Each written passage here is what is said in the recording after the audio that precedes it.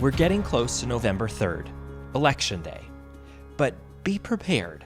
Things will be different this November. Why? Here are 3 reasons. Number 1, be ready to go to bed without knowing the final results. Because so many people will vote by mail this year, it will take a lot longer to count ballots and report results. This is not a bad thing. It simply means our election officials are working carefully and not rushing to judgment. But beware of disinformation campaigns rushing to fill the airwaves and social media with claims of fraud, abuse, and other shenanigans. Consider the source and remember, the calls you hear from media on election night are not final results. Make sure that what you're hearing is based on official announcements from local and state election officials. Everything else is just noise. Number 2, voting in person will be a different experience. You may have always voted at the school or community center down the street, but this year a lot of neighborhood voting sites are being consolidated into larger polling places to keep staff and voters safe. You should get a notification if your polling place has moved, but you can always check at canivote.org.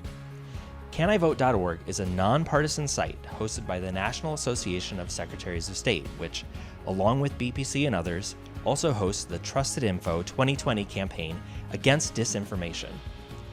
And yes, consolidated polling places and other public health precautions may mean longer lines if you vote in person. Number 3, voting by mail will be huge.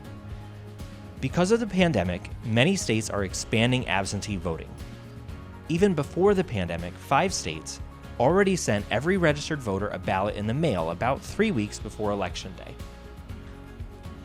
Another 29 states and the District of Columbia have what's called a no-excuse absentee voting system. That means you don't need any reason to vote by mail, you just need to fill out an absentee ballot request form. Many states will mail them to you if you're registered to vote, but if you aren't sure what your state does, go to canivote.org.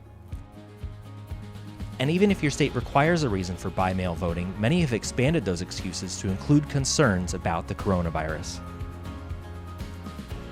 In many states, you can already request your absentee ballot. Do your part to flatten the curve of absentee voting by requesting and casting your ballot early. Voting in the middle of a pandemic will be unlike anything we've experienced in the past century.